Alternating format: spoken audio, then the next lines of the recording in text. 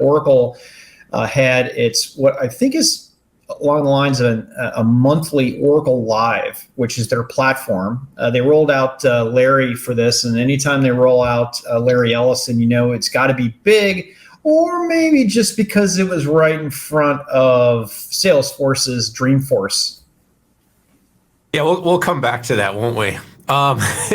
So yeah, last week, early in the week, right ahead of basically the beginning of Dreamforce, Oracle announced some updates to its Oracle Fusion Marketing. And as you said, Pat, the company has become extremely disciplined in regular cadence of announcements. And I think that's important when you're addressing a market of SaaS, the agility, the fluidity of the updates. That's what it's all about. When a company is going to make the investment in a platform, they want to make the investment in a platform that they know is going to continuously be updated, changed, modified, and usable. So this update to Fusion Marketing, which is part of their advertising and CX platform, was really all about improving the ability for companies to generate leads and move deals, which if you're an enterprise, this is important. I mean, selling, right? So as you said, it's a little different than a consumer launch, but it was important. And Larry did show up. What I take away from this is essentially, the company is really upping its game. It's upping its consistency.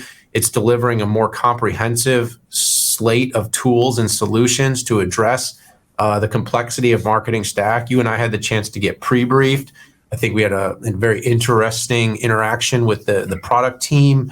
We pressed, because obviously if you've ever looked at a diagram of the marketing stack, it feels like infinite number of tools across every part, whether that's social integration, data visualization.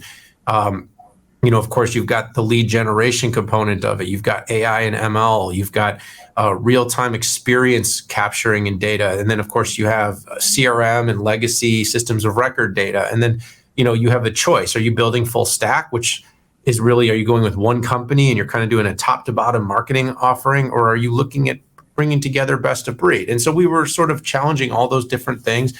And what I really took away, Pat, is that Oracle's new launch is about having a solution that marketing in any organization, enterprise, B2B, B2C, B2B2C, different go-to-market approaches can utilize the top to bottom Oracle stack to deliver its marketing needs. Concurrently, though, we pressed on the other end is what about companies that have investments in other platforms?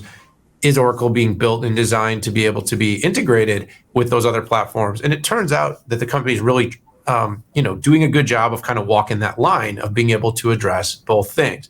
The updates for this really focused on, automation, the ability to create campaigns, streamline the execution, working really across, marketing, advertising, and sales, which, by the way, these three groups have to work together symbiotically, but tools and technologies don't always actually enable that. The other thing is AI. We want to and need to hear more. And so this is something that, is being baked in, is more AI intelligence, in improvements in the integration with CRM platforms. And by the way, that could be Oracle CRM platform, and that could be other CRM platform. But, my take on the whole thing was it was a step forward. This wasn't what I would call a blow your mind set of announcements. It was an improvement that is meeting real needs of companies' everyday business, which is generating more business, more leads, more opportunities, and implementing the technology required to do that. Like I said, the only other thing I mentioned, Pat, and I've mentioned it one more time, is I believe it's genuinely important that companies are building stacks that can be horizontal, vertical, and that are open-minded to the technical debt that companies have in terms of investments in other stacks, tools, data, to be able to integrate it and get the most use out of it possible. Like I said, I think we'll probably have this as a 6-5 topic once every couple of months, because it seems like that's the fluid nature of how Oracle's making announcements, but they're making little improvements each and every month to the platform. This time it was about CX and advertising. And like I said, a good set of announcements to help companies deliver better generate more leads, and hopefully more sales. Those are great insights, my friend, as usual. So I'm going to go a little bit of a different direction on how I looked at this, and that was strategically what I think Oracle did. And when you're a big SaaS company and you have end-to-end offerings, it's going to be very hard to claim best of breed, right? And there's two different ways you can do this. You can stitch together a bunch of sales, CX, advertising, marketing, and you can stitch them together. Or you can go with the full package, right? And as I've seen, as you've seen over the past 25 years, it's like an accordion, right? The industry goes from best in breed to packages, and it goes back and forth. And I think strategically, Oracle's strategy is spot on, right? They're not going to be able to say, hey, we're best in breed on this. What they're going for is simplification, right? Let's just say there's 10 different packages that you would have to stitch together to I'll call best in breed to be able to do what Oracle marketing is doing here.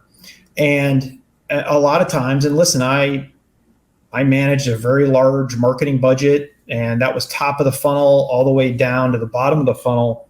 And marketing likes to have fiefdoms, right? And marketing folks in a certain, let's say it's the demand gen folks, they find a vendor that they love, they fall in love with them, they get kudos for bringing in a new vendor.